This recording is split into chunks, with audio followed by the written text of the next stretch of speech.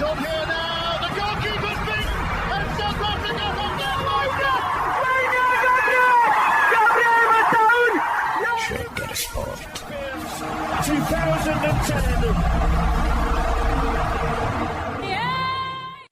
ሰላም ጤና ይስጥልን እንደምናላችሁ የተከበራችሁና የተወደዳችሁ የሸገር ስፖርት ዊዝ አበበ ግደይ የዩቲዩብ ቻናል ቤተሰቦቻችን በያላችሁበት እጅግ አስደሳች ጊዜን እያሳለፋችሁ እንደሆነ ተስፋ እናደርጋለን። መልካሙን ሁሉም ለናንተ እንመኛለን። ታዲያ ይህንን ሸገር ስፖርት ዊዝ አበበ ግደይ የሚለውን የዩቲዩብ ቻናላችንን ሰብስክራይብ አድርጉት፣ የደውል ምልክቱን ተጫኑትና አዳዲስ ፕሮግራሞችን ስንለቅ መልእክት ይድረሳችሁ። ላይክ በማድረግ እንዲሁም ደግሞ ሊንኩን ለሌሎች በማጋራት በተከታዮች ቁጥር እንድንበዛ የምንሰራቸው ፕሮግራሞችም ብዙ ሰዎች ጋር እንዲደርስ የምታደርጉትን ጥረት አጠናክራችሁ ቀጥሉ እንላለን። እስካሁን ላደረጋችሁልን ድጋፍ፣ እገዛ እና እኛን ለማንቃት ለሄዳችሁት ርቀት በሙሉ ምስጋናችን ትልቅ ነው። በጣም እጅግ በጣም አድርገን እናመሰግናለን።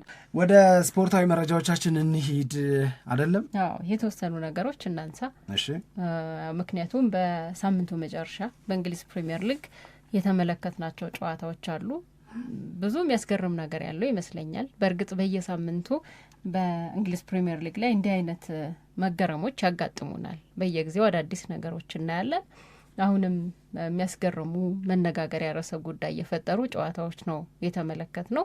በተለይ ትላንትና የነበሩት የሊቨርፑልና የፉልሃም በጣም ነው የገረመኝ። ሊቨርፑል ላይ የገባው ጎል በጣም ምን አይነት ጎል ነው? በቃ እርግጠኛ ነበር ሊቨርፑል ይህንን ጨዋታ እንዳሸነፈ። ኮዲ ጋክፖም እንዳየ ነው ማሊያውን አውልቆ ቢጫ ካርዱን አይቶ ለዚህ ነው እንዴን ያስባሉት መጨረሻ ላይ ግን በቃ ሊቨርፑል አሸንፏል የሚለውን በጣም በእርግጠኝነት ከወሰድን በኋላ ነው እንደገና በፉልሃም በኩል እንደገና የጎሉ ማማር ደግሞ በጣም ቆንጆ ጎል አስቆጠረው ባቻ ውጤት ጨዋታ የተጠናቀቀው። ከዛ ደግሞ የማንቸስተር ሲቲና የቼልሲ ጨዋታም የተጠበቀ የሳምንቱ ትልቁም ጨዋታ የተባለ ነበረ። እሱም መጠናቀቂያው በጣም አስገርሞን ያበቃ ጨዋታ ነው። ጨዋታው እንደተጠበቀው ይሆናል መሰለኝም እኔ እንቅስቃሴው ያን ያክል ከዚህ በፊት ማንቸስተር ሲቲና ቼልሲ ሲጫወቱ ምናየውን አይነት በጣም ሞቅ ያለ እንቅስቃሴ ያየንበት አልነበረም። ግን የመጨረሻ ውጤት ደግሞ እንደ አስገራሚ ሆኖ ተጠናቋል። ለማንኛውም የእንግሊዝ ፕሪሚየር ሊግ ላይ በዚህ በሳምንቱ መጨረሻ የተመለከትናቸው ጨዋታዎችና ትልልቆቹ ክለቦች ያደረጓቸው ጨዋታዎች በአብዛኛው ባቻ ውጤት ተጠናቀዋል። እኔ አሁን የማንቸስተር ሲቲና የቼልሲ ልንነጋገርባቸው የሚገቡ የተወሰኑ ነጥቦች ሊኖሩት ይችላሉ። ሊቨርፑል ከፉልሃም 2-2 ያለቀው ጨዋታ የሚያስወራ የሆነ ነገር ይኖረዋል። ትላንትና የተደረገው ሌላኛው ጨዋታ ዩናይትድ ከሊድስ ዩናይትድ ጋራ ያደረጉት ጨዋታ፣ ስለዚህ እነሱንም ልናወራበት ካል እናወራል። ለእኔ ግን ጥቅሉ ስለ አርሰናል እንድናወራ የሚያስገድዱ ናቸው እነዚህ ጨዋታዎች። አሁን የሲቲና የቼልሲ ብትዩ፣ የሊቨርፑልና የፉላም ብትዩ፣ የዩናይትድና የሊድስ ብትዩ፣ እነዚህ በሙሉ ስለ አርሰናልና በትክክል ነገሮች በሙሉ ጓዛቸውን ጠቅልለው በአርሰናል ዳይሬክሽን እየሄዱ መሆኑን ነው ስሜት የሚፈጥረው፣ ወይም ከዛ አንጻር ነው ስሜት የሚሰጥ ሆኖ ያገኘሁት። እኔ የኔን አመለካከት ነው። ወደ አርሰናል ተተረጉሚያለሽ ወደድሽም ጠላሽ። ምክንያቱም አስቶን ቪላ ብቻ ነው አሁን ይኸውልሽ በ19ኛው ጨዋታ ላይ አርሰናል አሸነፈ ማንን? አስቶን ቪላን። ኦኬ፣ ስለዚህ አንደኛው ደረስኩ አለው ማለት ጀምሮ የነበረው አስቶን ቪላ ነው። በራሱ በአርሰናል ተሸነፈ። ሊቨርፑል ምን ሆነ? ነጥብ ጣለ። ኦኬ፣ ማንቸስተር ዩናይትድ ምን ሆነ? ነጥብ ጣለ። ኦኬ፣ ምን ሆነ? ቼልሲ ነጥብ ጣለ። ማንቸስተር ሲቲስ ነጥብ ጣለ። እንደዚህ ሁሉም በቃ አሁን አንዳንዶቹን በተፎካካሪነት አይደለም ማነሳቸው፣ ከደጋፊ ጋር ባለ ስሜት በቃ ይሄ ለአርሰናል ደጋፊ የሆነ ምችት የሚል ስሜት የሚሰጣል አይደለም። ለምሳሌ ቶተናም ብቲ ነጥብ ጥሏል። ማንቸስተር ዩናይትድ ጋር ያላቸውን ስሜት እንደሚያውቅ ሰው ሆኜ ስል ማንቸስተር ዩናይትድ ነጥብ ጥሏል። የራሳቸው ማሸነፍ ፕላስ የእነዚህ ክለቦች ነጥብ መጣል፣ ከዛ ዋነኛ ተፎካካሪ ይመጣል ይደርስብናል ምን የሚባለው ማንቸስተር ሲቲ በሰንደርላንድ ነጥብ ጣል። ማንም ያ የ19ኛው ጨዋታ ለአርሰናል የተሰራ የሚመስል ሆነና ቁጫል 20ኛውን አልደገመው። ከቪላ ውጪ አሁን የምላቸው ክለቦች ወይ ተሸንፈዋል ወይ ነጥብ ጥለዋል በአቻ ውጤት። ቼልሲ ከሲቲ አቻ ወጣ፣ ሊቨርፑል አቻ ወጣ፣ ዩናይትድ አቻ ወጣ ምናምን ነው ጨዋታው በሙሉ እንደዛ ነው። ሰው ከአርሰናል አንጻር ስትመለከችው የሆነ በጣም የሚያረጋጋ የሆነ በጣም ደስ የሚያሰኝ ስሜት ውስጥ የሚከት ነገር ሆኖ ነው ማገኘው። አሁን ሊቨርፑል ላስት ሚኒት ላይ ገባበት፣ ቼልሲ ኦል ኦፍ ሰደን ያንን የመጨረሻ ደቂቃ ጎል ኤንዞ ገባ፣ አለቀ፣ 1-2 ነጥብ ጣለ። ማንቸስተር ሲቲ ላይ እና አሰልጣኝ ጋርዲዮላ ላይ የሚታየውን ፍራስትሬሽን ቦታ አልሰጠውም ልትዩ የምትሽው አይነት ፍራስትሬሽን አይደል። አሁን ምንድን ነው የተቀየረው የሚለውን እናንሳ። ከጌሙ ይልቅ በዋንጫ ፉክክሩ ላይ ባለው ፋይዳ፣ በዋንጫ ፉክክሩ ላይ ባለው ትርጉም ላይ ተመስርተን እንነጋገር ካልን ይኸውልሽ 4 ነጥብ ልዩነት ማለት በ4 ነጥብ የሚያንሰው ማንቸስተር ሲቲ ከአርሰናል ጋር ያለውን የነጥብ ብዛት እኩያ ለማድረግ 2 ጌም ይፈልጋል ነው ትርጉም እኮ ያነበረ። አሁንስ 6 ነጥብ ሆነ። አሁንስ ስንት ይፈልጋል? 2 ጌም ነው የሚፈልገው ማንቸስተር ሲቲ አሁንም አርሰናልን አሳዶ ለመያዝ። ነገር ግን በ4 ነጥብ ልዩነት የምትፈልጊው 2 ጌም እና በ6 ነጥብ ልዩነት የምትፈልጊው 2 ጌም አንድ አይደል። በዛ አንድ መሸነፍ እና አንዳቻ አርሰናልንና ማንቸስተር ሲቲን እኩል ያደርጋል። ማንቸስተር ሲቲ በጎል አድቫንቴጅ ሊወስድ ይችላል ብለሽ ትወስጃለሽ። አሁን ግን አርሰናል 2 መሸነፍ አለበት። አንዳቻ አንድ ሽንፈት ምናምን የሚባለው ነገር አይደል። 2 መሸነፍ መቻል አለበት። 2 ላለመሸነፍ ደግሞ አርሰናል ማድረግ ያለበትን ነገር በሙሉ ማድረግ ነው የሚጠበቅበት። ስለዚህ አድቫንቴጁ አሁንም 2 ጌም ነው የሚሉ ሰዎች ስለሰማው ነው። 2 ጌም ነው፣ አዎ ልክ ነው። ግን በ4 ነጥብ ልዩነት ውስጥ የምትፈልጊው 2 ጌም ብልሽትና በ6 ነጥብ ልዩነት ውስጥ የምትፈልጊው የ2 ጌም ብልሽት አንድ አይደል። አሁን ለምሳሌ አርሰናል አንዴ አቻ ወጥቶ አንዴ ቢሸነፍ ሲቲ አይደርስበትም። አሁንም አርሰናል ለዛው ማንቸስተር ሲቲ ዝም ብሎ እያሸነፈ ይሄዳል ብለን አስበናል። እሱ ጊቭን ሆኖ ማለት እሱን ጊቭን አድርገን እሱን ሰተነው ለማንቸስተር ሲቲ አንዴ አቻ ቢወጣ አንዴ ቢሸነፍ ምንም አሁንም በ1 ነጥብ ይበልጠዋል። ግን ይሄ የግድ በቃ የግድ ነው የምልሽ፣ የግድ ማንቸስተር ሲቲን ኑርበት ብለሽ እንትን ብትይ ከሆነ አንድ ሽንፈት ማንቸስተር ሲቲና አርሰናልን እንደገና በጠንካራ ተፎካካሪነት እንድናነሳቸው ሊያደርግ ይችላል። በግድ ነው ግን የምልሽ። ምን ስታረጊ ነው እሱ እንበልና አርሰናል ሐሙስ በሊቨርፑል ተሸነፈ። ከዛ የነጥብ ልዩነቱ ማንቸስተር ሲቲ 21ኛው ጨዋታውን ቢያሸንፍ 3 ይሆናል። ከዛ አርሰናል ከማንቸስተር ሲቲ የሚጫወቱት ጨዋታ ወሳኝ ይሆናል። የራሱን ስራ ራሱ መስራት ብቻ ይጠበቅበታል። ይሄንን ስበው እዛ ድረስ ስበው ሄደው የተረዱ ሰዎች የሚጽፉት የተረዱ ሰዎች የሚናገሩት ነገር ነው። አንድ ጨዋታ ቢሸነፍ አርሰናል ከዛ ሲቲ የራሱን ስራ ኢትሃድ ላይ አርሰናልን በማሸነፍ መስራት ፒሪየድ በቃ እኮ ብለው የሚናገሩ ሰዎች አሉ። እንዲህ ያለው አስተሳሰብ በአስተሳሰብ ደረጃ ልክ ነው፣ በስሌት ደረጃ ልክ ነው። ነገር ግን ይህ አስተሳሰብ ተበድሮ ተለክቶ ሲቲን ማጎበዝና ተጨንቆ ተበድሮ አርሰናልን ደግሞ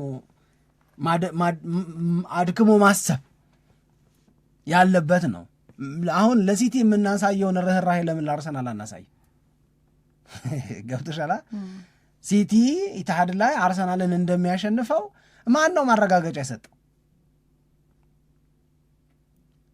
ማን ነው የተሻለ ቡድን የተሻለውን ቡድን ያሸንፋል የማለት አቅም አተን እያቃተው ያለውን ቡድን ያሸንፋል የምንለው በምን መንገድ እንደሆነ ለእኔ ስለማይገባኝ አርሰናልን እያልፈሰፈስን ነው የምናስበው። ብዙ ሰው ስሌት ሲሰራ እኮ አርሰናል 2 እኮ ቢሸነፍ ሲቲ ግን ዝም ብሎ ቢያሸንፍ እዚህ ጋር ማልፈስፈስ ነው፣ እዚህ ጋር ማጀገን ነው በብድር ልክ ያልሆነ ነገር። በቃ ምን አለፋሽ አርሰናል ስራ እየሰራ ነው፣ በደንብ ስራ እየሰራ ነው። ለምሳሌ በርንመዝን ያሸነፈበትን ጨዋታ ከዛ በኋላ ተናግረነዋል። በሚጠበቀው የፐርፎርማንስ ሌቭል ላይ ነበር አርሰናል ፈርስት ሃፍ ላይ ኢቨን ሰከንድ ሃፍ ላይ አልነበረም። ግን ምን አደረገ? ስራ ሰራ። ያንን ስራ ስለሰራ ምን ይዞ ወጣ? ሙሉ 3 ነጥብ ይዞ ወጣ። ዛሬ በተሻለ የሴሌብሬሽን ሙድ ላይ ያለው ማነው? አርሰናል ከሲቲም ይልቅ ከሁሉም ይልቅ። ለምን? ስራውን ስለሰራ። እችንም ቢሆን ግን በዛው በዕለቱ በተሰራው ፕሮግራም ላይ እንደተናገር ነው እችንም ቢሆን የሻምፒዮን ለመሆን የሚፎካከሩ ቡድኖች ላይ የነበረ የተለመደ ያለ ወደፊትም የሚኖር ባህሪ ነው። ሪል ቻንስ ሲኖርሽ ዋንጫ የማንሳት ዋንጫ ለማንሳት 22 ዓመት ከጠበቅሽ አንዳንድ ጨዋታዎችሽ ላይ ላለመሳሳት የምታደርጊያቸው ጥንቃቄዎች የሜዳ ላይ ብልጫሽን እንዲያሳንሱት ምክንያት ሊሆን ይችላል። የሲቲን ያለፉትን ሻምፒዮንነቶች መውሰድ ትችያለሽ። የሊቨርፑልን ሻምፒዮንነቶች መውሰድ ትችያለሽ። የማንቸስተር ዩናይትድን የቀደሙ ሻምፒዮንነቶች መውሰድ ትችያለሽ። ለዛ ይመስለኛል ትናንትና ትንሽ ከፖል ሜርሰን ጋር ከብዙ ጊዜ በኋላ ለመስማማት የተገደድኩት። ይሄኛው አርሰናል የፈርጉሰንን ማንቸስተር ዩናይትድን እየመሰለ ነው። ይሄ ሪል ታይትል ኮንቴንደር ስትሆኚ ሊኖርሽ የሚገባው ባህሪ አርሰናል በጣም በጣም ደስ ይላል። እውነት ንገረኝ ካልሽ በእውነት ደስ ይላል። ማርያምን በጣም ደስ ይላል። ምኑ ደስ ይላል መሰለሽ? አዳኞቹ ጀግኖቹ ተለዋዋጭ ናቸው። አሁን ኦዴጋርድ በዚህ ወቅት በእውነት ነው የምነግርሽ፣ በቃ በዚህ ወቅት ኦዴጋርድ እንደዚህ ቡም ማረጉ ምናምን ሲል ዴክላን ራይስ ደግሞ ብሶበት ቁጭ ይላል። በአንደኛው ጨዋታ ላይ በጣም ፈክቶ የምታየው ተጫዋች በሚቀጥለው ጨዋታ ላይ ደግሞ ለሌላ አሁን ለምሳሌ በዚህ ከበርንመዝ ጋር በነበረው ጨዋታ ላይ የአስቶን ቪላን አርሰናል ሲጫወት ያየነውን ኦዴጋርድ አይደለም ያየነው አይደል? በተወሰነ ደረጃ ትንሽ የቀዘቀዘ ይመስለኛል ከአስቶን ቪላ ጋር። አልስማማም ግን እሺ የኔና ከአስቶን ቪላ ጋር የነበረው ታኞችም ብለዋል። ከአስቶን ቪላ ጋር በነበረው ጨዋታ የኦዴጋርድ የሜዳ ላይ እንቅስቃሴ በጣም አስገራሚ ነው የነበረው። ይህንን ስል በርንመዝ ጋር በነበረው ጨዋታ ላይ ኦዴጋርድ እያልኩ አይደለም። አሁን ግን የአስቶን ቪላው ግን በጣም የሚገርም ነበር ለማለት ነው። እና እኔ እንደውም የተረዳሁበት ምክንያት ከአስቶን ቪላ ጋር በነበረው ጨዋታ ዴክላን ራይስ የለም እና የበለጠ ኃላፊነት የመሸከም ነገር በኦዴጋርድ ላይ ነበር። አንዳንድ ጊዜ ዴክላን ራይስ ያው ይካፈላል ኃላፊነት፣ በጣም ትልቅ ተጫዋች ስለሆነ ሌሎችም ተጫዋቾች ያንን ኃላፊነት ይካፈላሉ። በአስቶን ቪላ ጨዋታ ላይ ግን ያ ስላልነበረ የበለጠ ኃላፊነት የመውሰድ ስሜት ውስጥም ገብቶ ሊሆን ይችላል። አላውቅም፣ ይሄ የኔ አተያይ ነው። ግን የሚገርመው ኦዴጋርድን ያየ ነው። አሁን ደግሞ በዚህኛው ጨዋታ ላይ ከበርንመዝ ጋር በነበረው ጨዋታ ላይ የዴክላን ራይስ ደግሞ የሚገርም ነው። የዴክላን ራይስ በእርግጥ ከጨዋታ ጨዋታ ቀዘቀዘ የምትለው አይነት ፐርፎርማንስ አይደለም በዚህ የውድድር ዓመት እያሳየ ያለው፣ በጣም የሚገርም ነው። ግን እንዳልከው አሁን ዴክላን ራይስ በቃ ጎል አግብቶ 2 ጎሎች አግብቶ አርሰናል እንዲያሸንፍ ያደረገ፣ በሚቀጥለው ጨዋታ ላይ ደግሞ ትሮሳርድ ሊሆን ይችላል አግብቶ እንዲያሸንፍ የሚያደርገው። እንደዚህ ጀግኖቹ የጨዋታ ጀግኖቹ በጣም ይለዋወጣሉ። አሁን ብናይ በአርሰናል ከፍተኛ ጎል አግቢነት ላይ ብናይ እኮ በጣም ጎል የሚያገቡት ተጫዋቾች የተለያዩ ስለሆኑ ለአንድ ተጫዋች የተወሰነ ቁጥር ነው የምናገኘው፣ 5 እንደዚህ ብናገኘ ነው። ይሄ እንግዲህ የሚያሳየው ሁሉም ተጫዋቾች ጎል ማግባት ላይ ምን ያክል አስተዋጽኦ እያደረጉ እንደሆነ ነው። እና በዚህኛውም ጨዋታ ላይ በቃ ኃላፊነት የሚወስዱ የጨዋታ ጀግና ሆነው የሚወጡ የተለያዩ ተጫዋቾች ያሉት መሆኑም ትልቅ ልዩነት እየፈጠረ ነው ብዬ እንዳስብ አድርጎኛል። ለልፈልግ አው ብቻ አርሰናል የራሱን ስራ እየሰራ በሌሎቹ ማቃት ደግሞ በደንብ እየተጠቀመ ያለ ነው። ዲዘርቭ ያደርጋል። በቃ አሁን የያዘው ቦታ ለመያዝ ዲዘርቭ ያደርጋል። እንደውም ትናንትና ልክ ማንቸስተር ሲቲ ላይ ጎል ሲገባ ኤንዞ ሲያገባ እንትን ላይፍ ኮሜንትሪ አይተሽ ከሆነ የንግግሩን አይደለም የጽሁፍ ደግሞ አለ። እሱም ብታይ የተጻፈው ሰዎቹ የጻፉት የመጀመሪያው ነገር ኤንዞ ስኮር ፎር ቼልሲ ኤንድ አርሰናል ነው የሚለው። ለአርሰናልም ለቼልሲም ነው ያገባው ልጁ። ገባሽ? አሁን አርሰናል ቤት ሊኖር የሚችለውን ስሜት ምናምን አስቢው። አሁን አርሰናል ካሚንግ ጌሙ ወይም መጪ ጨዋታው ከባድ ነው፣ ተወደደም ተጠላም። ሊቨርፑል ጋር የሚደረግን ጨዋታ ትንሽ ጨዋታ ነው፣ ለአርሰናል አይከብዶ ምናምን የምንለው ጨዋታ አይደለም። ግን ከዛ ከበድ ያለ ጨዋታ በፊት በቼልሲና በማንቸስተር ሲቲ ጨዋታ ይሄንን አድቫንቴጅ መውሰድ ግን ኢትስ ኤ ቢግ ፕላስ። ትልቅ ጥቅም ነው ሳምሪ፣ ትልቅ ጥቅም ነው። ስለዚህ አሁን የአርሰናልን ጉዳይ የምንፈልገው ወይም ከአርሰናል የምንጠብቀው ነገር ምንድን ነው? ይሄንን ብናወራበት በጣም ደስ ይለኛል። ከአርሰናል የምንጠብቀው ምንድን ነው?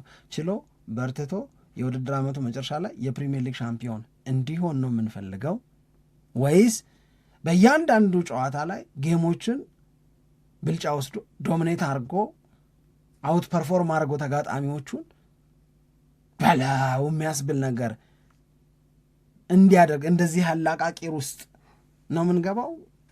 አሁን አርሰናል ቦታ ሆነሽ ማሰብ ነው ይሄንን ጥያቄ ስትመልሽ። አርቴታ ቦታ ሆነሽ ብታስቢው ዲማንድ የሚደረገው ዋንጫው ዲማንድ የሚደረገው ችሎ ጌሞቹ የሚፈልጉትን ካራክተሮች ይዞ አት ዘ ኤንድ ኦፍ ዘ ሲዝን የፕሪሚየር ሊጉ ዋንጫ አሸናፊ መሆን ነው። ለዛ አርሰናል እያደረገ ያለው ነገር ትክክል ነው። የአርሰናል ዋንጫ ስጋት አሁን አርሰናል ብቻ ነው ብሎ ጻፈ። ሌላኛው ደግሞ አርሰናልን ዋንጫ ላይ ያሳጣው የሚችለው ራሱ አርሰናል ብቻ ነው። ምን ከሆነ ከተዝረከረከ፣ ምን ከሆነ በአሁኑ መንገድ ስራ እየሰራ መቀጠል ካልቻለ እኔ እንጃ። ለእኔ በቃ የእያንዳንዱ ጨዋታ ትርጉም ከአርሰናል አንጻር የተመለከትሽው እንደሆነ በጣም በጣም በጣም በጣም አሪፍ። አሁን የትላንትናው የሲቲ እና የቼልሲ ጨዋታ ፈርስት ሃፍ ላይ ሲቲ ያስፈራል፣ ደስ ይላል፣ ግን ያባክኑታል፣ አይገልጸውም። ሃላንድ የሚያደርገው ነገር፣ አንግል የሚገጫው ነገር፣ በረኛው የሚያድነው ነገር ምናምን፣ ራያን ቼርኪ ትላንት እንደነበረው አልነበረም ምናምን። ግን ሁለተኛው 45 ላይ ግን ትንሽ ትዊስት ሲያደርግ ቼልሲ ማንቸስተር ሲቲ ያቃተው። ለዛ ነው በመደበኛ ጉብዝና ላይ ነው ያለው ማንቸስተር ሲቲ ምድር። አዎ ልክ ነው። እንደ በፊቱ ሙሉ በሙሉ ጨዋታን ዶሚኔት አድርጎ እያሸነፈ ያለበትን ሁኔታ አይደለም ማንቸስተር ሲቲ እያስመለከተን ያለው፣ ምንም ጥርጥር የለውም። እንደውም ለቼልሲ ከባድ ጊዜ ነው። ኢንዞ ማሬስካ ወዲያው እንደተባረሩ እንደተለያዩ ከቼልሲ ጋር ሰው አልተተካም። ከ21 ዓመት በታች ያለውን አሰልጣኝ ነው ይዘው የመጡት በቼልሲ በኩል እና በቃ ተጫዋቾች እንደገና ደግሞ ካይሴዶ የለም መሀል ክፍሉ ላይ በጣም ከባድ ነው ለቼልሲ። ምን ማለት እንደሆነ የምናውቀው ነው። ግን የመጀመሪያው 45 ላይ በማንቸስተር ሲቲ ብልጫ ሲወሰድበት የምትረዳው አይነት ነገር ነው። በምን አይነት ሁኔታ ውስጥ እንዳለ ክለቡ ስለምናውቅ የምትረዳው አይነት ነገር ነው። ግን ሁለተኛው 45 ላይ ነገሮች ተለወጡ። ምናልባት እንደውም አንዳንድ ቦታዎች ላይ አስተያየት ሰዎች ሲሰጡ የሰማሁት ነገር የፔፕ ጋርዲዮላ ቅያሬ ታይጃኒ ራይንደርስን ማስወጣቱ ቼልሲ በተወሰነ ደረጃም ቢሆን ያንን ብልጫ እንዲወስድ አድርጎታል የሚል ሀሳብ የሚሰጥ ነበረ። ለማንኛውም ግን ትልቁ ነገር በቼልሲ በኩል በዛ ሁኔታ ውስጥም ሆኖ እስከ መጨረሻው ድረስ በጣም ከፍ ያለ ትግል ነበር የሚያደርጉት። እንደውም የምናውቀውን የቼልሲን በቃ የመጨረስ ድክመት በደንብ ስላስተዋለን ነው እንጂ ተጨማሪ ጎሎች ሁሉ ሊገቡ የሚችሉበትም እድል እንደነበረ ያየንበት ጨዋታ ነው። ግን እኔ ያልኩት አሁን ፊክስቸር ራሱ ሲወጣ በፕሪሚየር ሊጉ መጀመሪያ ላይ ልናየው የምንፈልገው ጨዋታ አንደኛው ይሄ ነበር። ብዙ ጊዜ በጣም የሚገርም እንቅስቃሴ፣ ብዙ ጎል ያየንበት ጨዋታ ነው በቼልሲና በማንቸስተር ሲቲ መካከል ሲደረግ የውድድር ዓመቱ ምርጥ ከሚባሉ ጨዋታዎች ዝርዝር ውስጥ የሚገባ ነው እና ያንን አይነት ነገር ደግሞ ጠብቄ ነበር። ለምን ቼልሲም በአለፉት ጊዜያት ላይ ምናልባት ሊሸነፍ ይችላል ወይ ደግሞ ጨዋታውን ባቻ ውጤት ሊያጠናቅቅ ይችላል እንጂ አስፈሪ ሜዳ ላይ እንቅስቃሴ የምታገኝ የሚያሳይ አይነት ክለብ ነበረ። ግን በዛ በአስፈሪነቱ አልተገኘም። ለማንኛውም ግን ለቼልሲም ጥሩ ውጤት ነው። ለዛ ነው በጣም ደስተኛ የሆኑት። ነጥብ ተጋርቶ መውጣት ለቼልሲ በጣም ጥሩ ውጤት ነው። ለማንቸስተር ሲቲ ግን ጥሩ አልነበረም። ፔፕ ጋርዲዮላ ያው ከጨዋታው በኋላ ተጫዋቾች በተለይ ደግሞ በተከላካይ መስመር ላይ ያሉ ተጫዋቾች በአብዛኛው ጉዳት እያጋጠማቸው እንደሆነ ተናግሯል። ትላንትናም ጨዋታው ላይ እነ ጋቫርዲዮል መጨረስ አቅቷቸው ተቀይረው ሲወጡ ሩበን ዲያዝም ተመልክተናል። ግን ከአካዳሚ ፕሌየሮች ጋር ለመተጫወት ነው ብሏል። ቼልሲ ነው አለ። አቻ ስለ መውጣቱ ሲጠየቅ ሰምተሹ ከሆነ ቼልሲ እኮ ነው ከአካዳሚ ቡድን ጋር ለመተጫወት ነው፣ የዓለም ሻምፒዮን ነው ምናምን አለና የቼልሲ ያው እንትን ስጋ ሲያለብሰው ነው መድከሙን ለሽንፈቱ ለ2 ነጥብ መጣሉ ስጋ ሲያለብሰው ነው አድርጌ የወሰድኩት። በቃ እና ብዙ ነገሮቹ አርቲፊሻል ነበሩ ብዬ ነው ማምነው። አይደንግጧል ይመስለኛል፣ በጣም ደንግጧል መጨረሻ ላይ የተቆጠረው ጎል። በእርግጥም ደግሞ የሚያስደነግጥም ነው። በፔፕ ጋርዲዮላም ቦታ ሆነ ስታየው የሚያስደነግጥ ነው። and it's coming from nowhere። ፍጹም ጎል ያገባል ቸልሲ የሚል እኔ ሀሳብ አልነበረኝም። እኔም እንደዛ አልነበረኝ። ምክንያቱም ያባክኑት ነበር የሚፈጠሩ ነገሮችን በሙሉ ለምን እንደዚህ ወሰኑ ምናምን ብለህ ጥያቄ እንድጠይቅ የሚያደርግ ሁኔታ ውስጥ ነበር የከተቱን። ከዛ በኋላ ግን ድንገት በቃ አለቀ ብለን ባሰብንበት ሰዓት ላይ ነው ያልተገመተ ጎል የተቆጠረው እና ፔፕ ጋርዲዮላ እንደዛ ጭንቅላቱን ቢይዝ ቢደነግጥ ምንም የምትፈርድበትም አይደለም። ከዛ በተጨማሪ ደግሞ ከዋንጫ ፍክክሩ ምን ያክል እንደሚያርቀውም በደንብ ይረዳል። 6 ነጥብ በዚህ ጊዜ ቀላል ነገር አይደለም። የማይደረስበት ነው ለማለት ሳይሆን ግን እውነት ሲሆን የ6 ነጥብ ልዩነት ደግሞ የበለጠ ነገሩን ከባድ እያደረገበት ነው የሚሄደው። ለማንኛውም ግን ጨዋታው ያው 1-1 በሆናቸው ውጤት ተጠናቋል። የሌሎቹም ጨዋታዎች ውጤት ቅድም እንደተነጋገር ነው ለአርሰናል የበለጠ የሚመች ሆኖ ያበቃን። ተከታታይ ሳምንት ደግሞ ባለፈውም ሳምንት እንደዛ ነው የነበረው። አሁንም በዚህኛውም ሳምንትም ተመሳሳይ ውጤት ነው የተመዘገበው። ስለዚህ ያንን ላይ እንዳለው ነው ሁኔታው ለኔ ተመቸኛል። ለአርሰናል ተመችቶታል። በጣም ነው የተመቸው። እንደ ከዚህ ቀደሙ ሌሎቹ ክለቦች ነጥብ ሲጥሉ አርሰናል ነጥብ እየጣለ አይደለም። የራሱን ስራ እየሰራ ነው። ስለዚህ ሌሎቹ ነጥብ ሲጥሉ የበለጠ እየተመቸው እየሄደ የተመለከትንበት ነው። ሊቨርፑልም በዚሁ መንገድ የሚታይ ይመስለኛል። በጣም ደስ የሚል ነበረ። ለማንኛውም ስሜት የሚይዝ ነው በሳምንቱ መጨረሻ ላይ የነበረው ነገር። ስለዚህ በጣም አድርገን እናመሰግናለን። ሸገር ስፖርት ይመለሳል።